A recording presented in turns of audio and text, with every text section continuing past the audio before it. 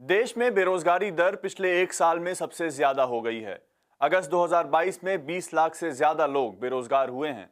क्या कहती है सीएमआई की रिपोर्ट, जानते हैं न्यूज क्लिक रिकॉर्ड्स के इस वीडियो में।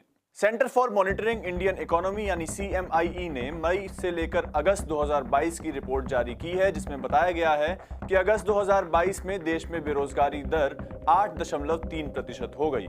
ये दर पिछले एक साल में सबसे ज्यादा है। वहीं एक महीने पहले यानी जुलाई को देखें तो जुलाई में ही ये दर 6.83% की थी।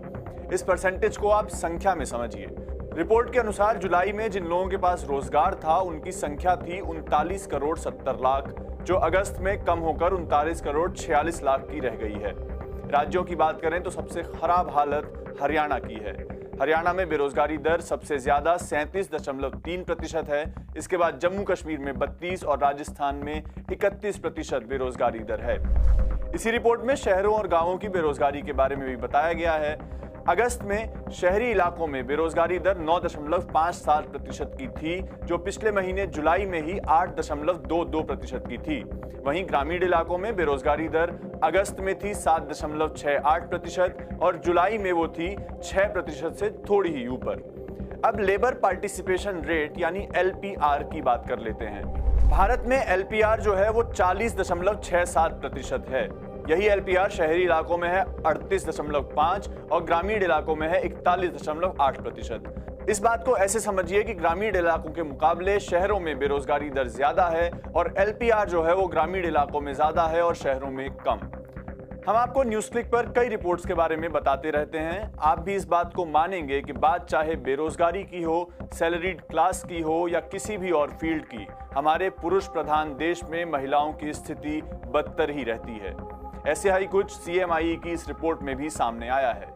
अगर बेरोजगारी दर की बात करें तो मर्द जो हैं उनमें बेरोजगारी दर है 6.6%। वहीं महिलाओं में ये दर दोगुनी से भी ज्यादा 15.2% की है। इस बात को आप ऐसे समझिए कि 100 मर्दों में से लगभग 7 मर्द बेरोजगार हैं, मगर 100 महिलाओं में से 15 महिलाएं हैं जिनके पास रोजगार नहीं है। वहीं शहरों में यह हालत महिलाओं के लिए और भी खराब है। शहरी मर्दों की बेरोजगारी दर है 6.7% और महिलाओं की बेरोजगारी दर 21% से ज्यादा है। इसके अलावा ग्रामीण इलाकों में मर्दों की बेरोजगारी दर है 6.5% और ग्रामीण महिलाएं जो हैं वो 13% बेरोजगार हैं। अगर हम जेंडर के हिसाब से एलपीआर को देखें तो मर्दों का लेबर पार्टिसिपेशन रेट 67% है, वहीं महिलाओं का एलपीआर सिर्फ 10.2% का है। वहीं शहरी मर्दों में एलपीआर है 64 से ऊपर और शहरी महिलाओं का एलपीआर सिर्फ 8% है। ग्रामीण मर्दों की बात करें तो 68.2% है उनका एलपीआर, महज 11.2% है महिलाओं का एलपीआर। मुमकिन है कि इन आंकड़ों और परसेंटेज से आपको इसकी गंभीरता उतने अच्छे से समझ में ना आ पाई हो, इसीलिए हमने इस बढ़ती बेरोजगारी को ठीक से समझने और समझाने के लिए वरिष्ठ पत्रकार अनिंद्यो चक्रवर्ती से बात की।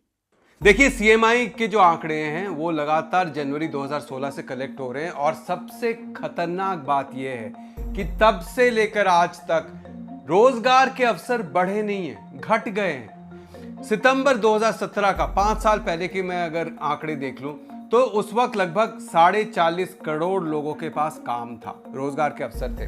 आज जाकर वो 39.5 करोड़ पे आ गया है 5 साल बाद। और ये कोविड की बात नहीं है, ये लगातार होता रहा है। 2018-19 में भी नौकरियां घटती रही है, बढ़ी नहीं है। और आप देखिए कि हमारे देश में क्या दिखता है। सीएमआई के आंकड़े अगर हम देखें, जब भी खेती का जो सीजन है वो खत्म हो जाता है तब नौकरियां कम हो जाती है, रोजगार के अवसर कम हो जाते हैं। क्यों? क्योंकि सारी जो नौकरियां हैं, सारा जो रोजगार है वो खेती में जाकर अटक गया है।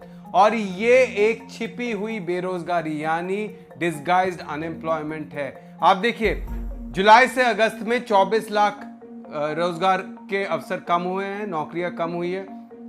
कामगार खेती में 71 लाख कम हो गए, यानी कि एग्रीकल्चर सीजन खत्म होते ही जो लोग बाहर जा रहे हैं, गांव से वापस काम ढूंढने जा रहे हैं, उनको अब्सॉर्ब करने की क्षमता हमारी इकोनॉमी में नहीं है। आर्थिक नीतियां ऐसी है कि इकोनॉमी गांव से जो वापस आ रहे, खेती से निकल कर आ रहे, उनको अब्सॉर्ब नहीं कर सकती, उनको काम नहीं दे सकती।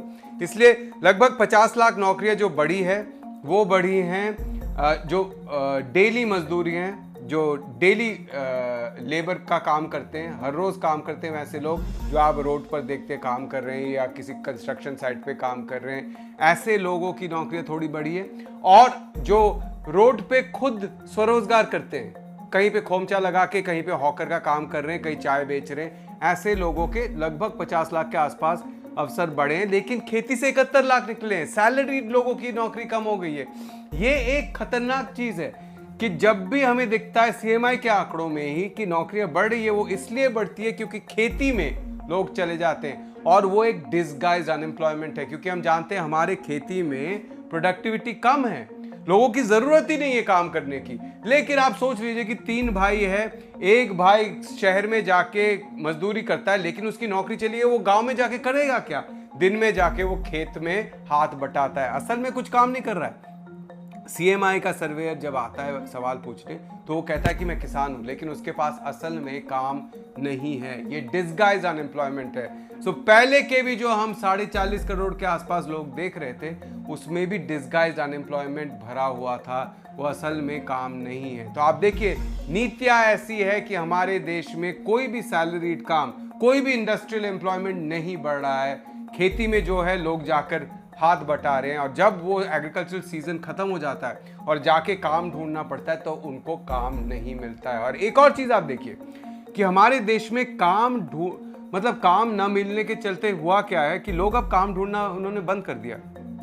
इसको लेबर फोर्स पार्टिसिपेशन रेट कहते हैं, वो बहुत ही कम है। 40% के आसपास लेबर फोर्स पार्टिसिपेशन रेट है, जो कि किसी भी विकासशील देश में 60% से ऊपर तो होना ही चाहिए। और इसमें सबसे बड़ी बात है कि महिलाओं का पार्टिसिपेशन बहुत कम है। कहा जाता है महिलाएं हमारे देश में इसलिए काम नहीं करती है क्योंकि वो घर में काम करती है, और जब थोड़ा सा आमदनी बढ़ जाता है तो महिलाओं को घर में वापस बुला लिया जाता है, कहा जाता है आपको काम करने की जरूरत नहीं है। लेकिन अगर ऐसी बात होती तो महिलाओं में बेरोजगारी दर बहुत कम होनी चाहिए।